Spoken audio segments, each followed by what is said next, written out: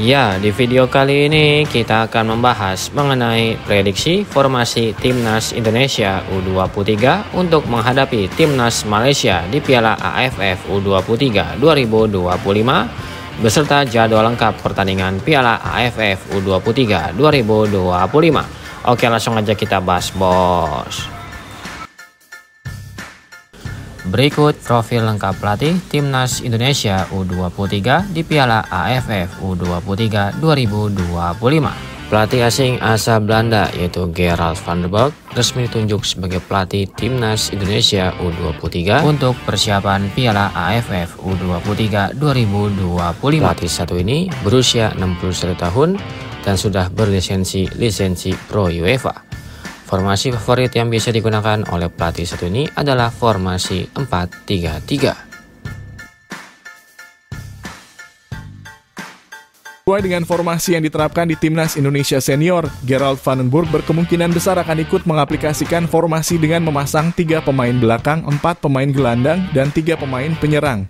Dengan posisi kiper dapat dipastikan diisi oleh Cirus Margono. Cirus Margono yang kini masih berkarir di Liga Eropa dan mulai mendapatkan tempat utama di dalam tim. Telah secara resmi masuk ke dalam radar tim nasional Indonesia setelah lama menunggu sejak naturalisasi yang dirinya jalankan. Cirus Margono merupakan pemain diaspora yang memiliki kewarganegaraan Indonesia dan berposisi sebagai penjaga gawang. Beberapa pekan yang lalu, pelatih kiper dari Timnas Indonesia Senior juga telah melakukan pertemuan dengan sang pemain yang menjadi kode bahwa sang pemain akan menjadi salah satu pemain utama di Timnas Indonesia U23. Tentu posisi ini sangatlah krusial mengingat penjaga gawang yang berkualitas akan sangat membantu tim untuk bisa memenangkan pertandingan.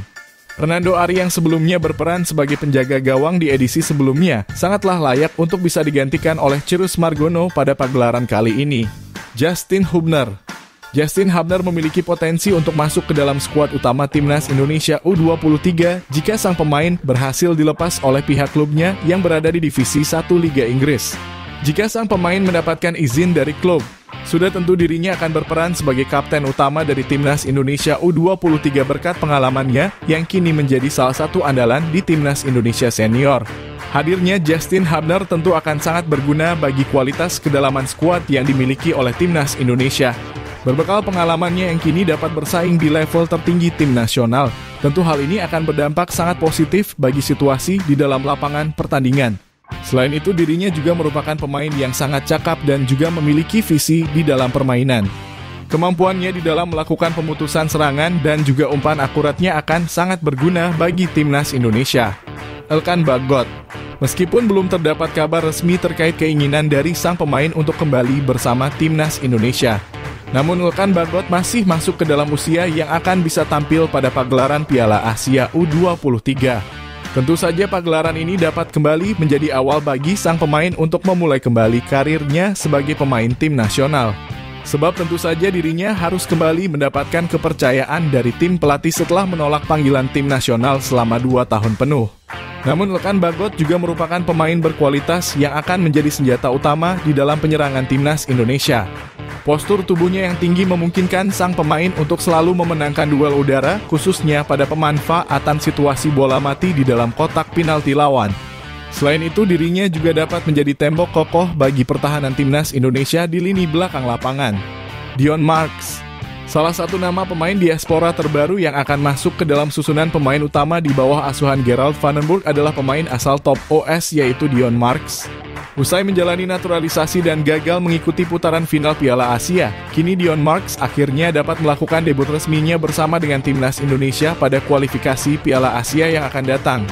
Dion Marks merupakan salah satu nama pemain keturunan yang sebelumnya dibawa oleh Indra Syafri pada laga uji coba di turnamen mini Toulon 2 tahun yang lalu. Pada saat itu, sang pemain dapat menunjukkan performa yang cukup maksimal hingga akhirnya berhasil direkomendasikan untuk lanjut ke dalam proses naturalisasi. Dion merupakan sosok pemain bertahan yang mampu menjadi penjaga yang kokoh di garis pertahanan. Dirinya merupakan tipe pemain yang akan tetap di dalam posisinya dan menjaga kedalaman skuad jika terdapat pemain bertahan yang keluar dari posisi. Tristan Goijer. Meskipun belum resmi melakukan proses naturalisasi, namun nama sang pemain memiliki kesempatan untuk bergabung bersama skuad Garuda jelang kualifikasi Piala Asia.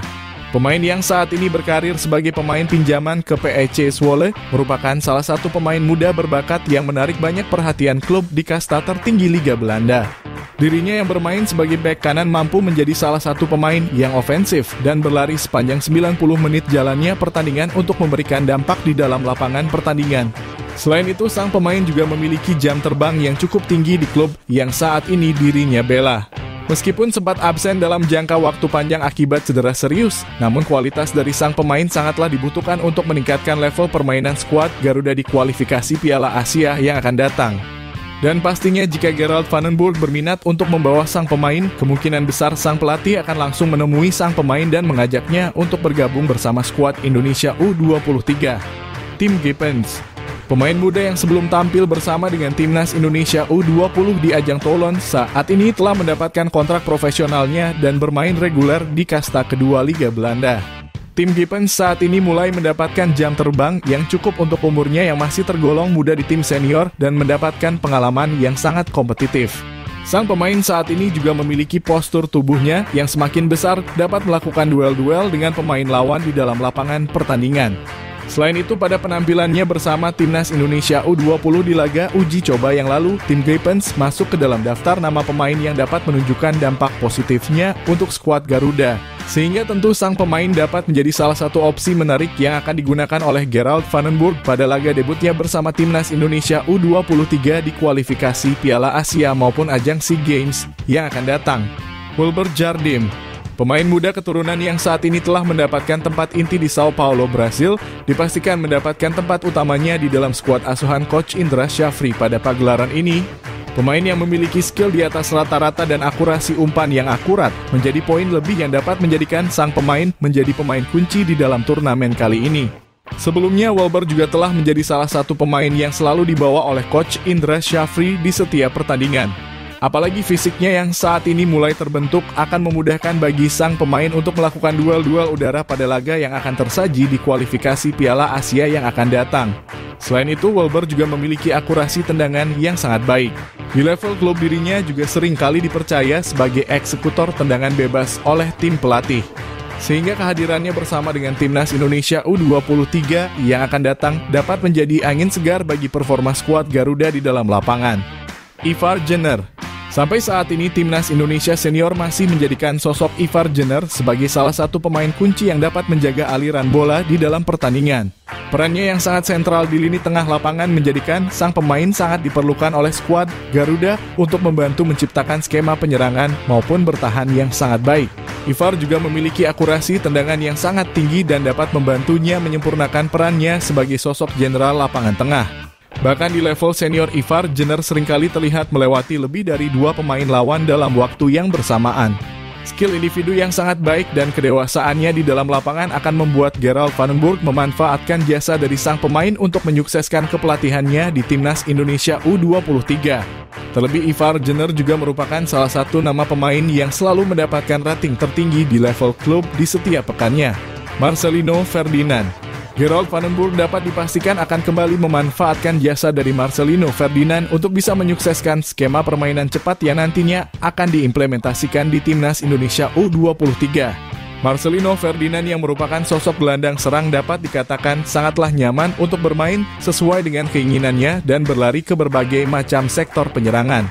Potensi yang telah dirinya tunjukkan pada laga bersama timnas Indonesia senior tentu sudah cukup membuktikan bahwa sang pemain memanglah layak untuk masuk ke dalam salah satu gelandang serang yang berperan sebagai sosok kreatif di dalam lapangan.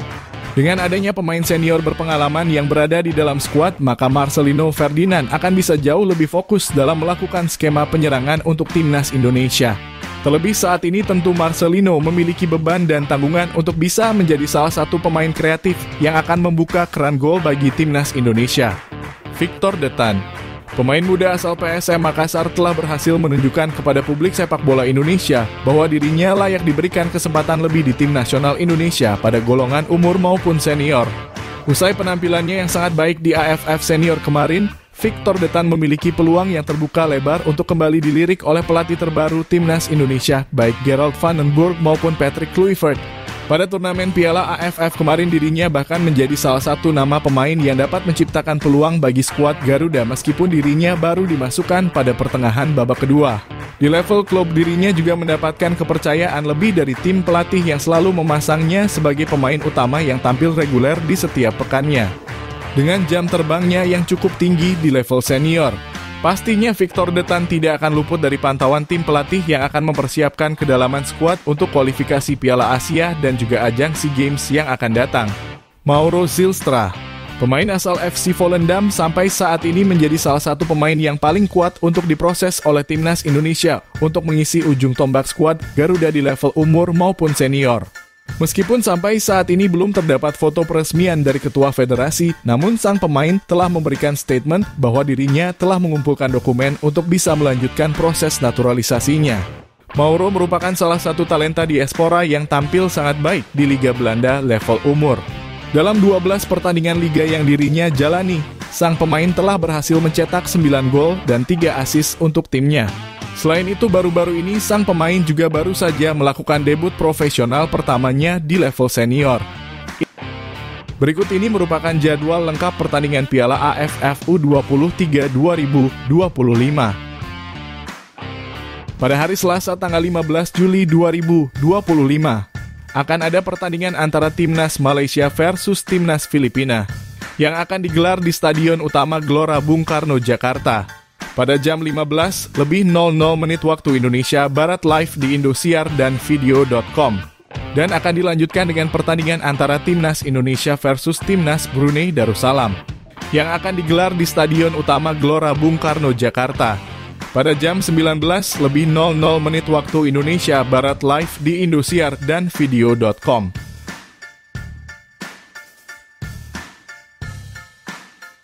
Selanjutnya pada hari Rabu tanggal 16 Juli 2025 akan ada pertandingan antara Timnas Kamboja versus Timnas Laos yang akan digelar di Stadion Patriot Candrabhaga, Bekasi. Pada jam 15:00 waktu Indonesia Barat live di Indosiar dan video.com. Dan akan dilanjutkan dengan pertandingan antara Timnas Myanmar versus Timnas Timor Leste yang akan digelar di Stadion Patriot Candrabhaga, Bekasi. Pada jam 19:00 waktu Indonesia Barat live di Indosiar dan video.com.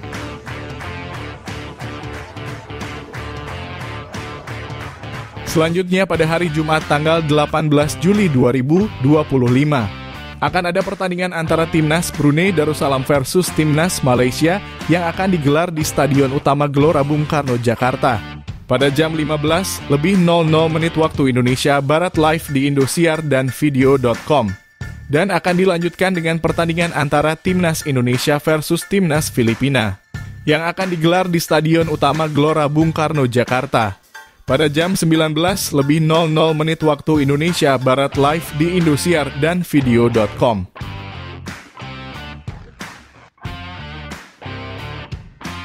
Selanjutnya pada hari Sabtu tanggal 19 Juli 2025 akan ada pertandingan antara Timnas Laos versus Timnas Vietnam yang akan digelar di Stadion Patriot Candrabhaga, Bekasi. Pada jam 15:00 waktu Indonesia Barat live di Indosiar dan video.com. Dan akan dilanjutkan dengan pertandingan antara Timnas Timor Leste versus Timnas Thailand yang akan digelar di Stadion Patriot Candrabhaga, Bekasi. Pada jam 19:00 waktu Indonesia Barat live di Indosiar dan video.com.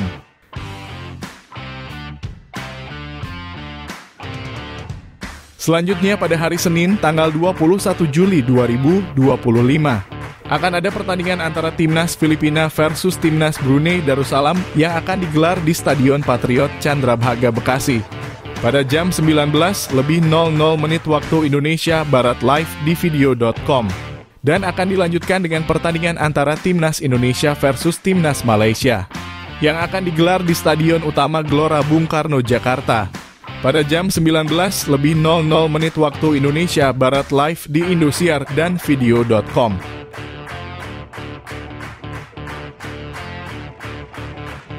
Selanjutnya pada hari Selasa tanggal 22 Juli 2025 akan ada pertandingan antara Timnas Vietnam versus Timnas Kamboja yang akan digelar di Stadion Utama Gelora Bung Karno, Jakarta.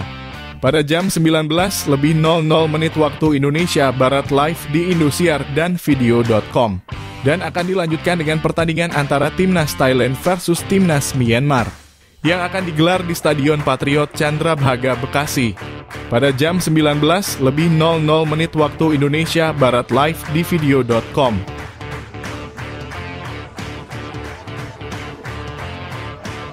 Selanjutnya pada hari Jumat tanggal 25 Juli 2025 akan ada pertandingan semifinal pertama yang akan digelar di Stadion Utama Gelora Bung Karno, Jakarta pada jam 15:00 waktu Indonesia Barat live di Indosiar dan video.com, dan akan dilanjutkan dengan pertandingan semifinal kedua yang akan digelar di Stadion Utama Gelora Bung Karno, Jakarta pada jam 19:00 waktu Indonesia Barat live di Indosiar dan video.com.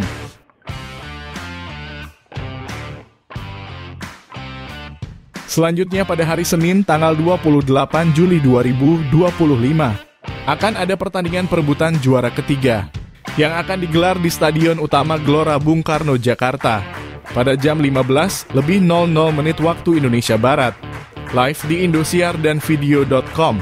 Dan yang terakhir pada hari Selasa tanggal 29 Juli 2025 akan ada pertandingan final Piala AFF U23 2025 yang akan digelar di Stadion Utama Gelora Bung Karno, Jakarta pada jam 19:00 waktu Indonesia Barat live di Indosiar dan video.com.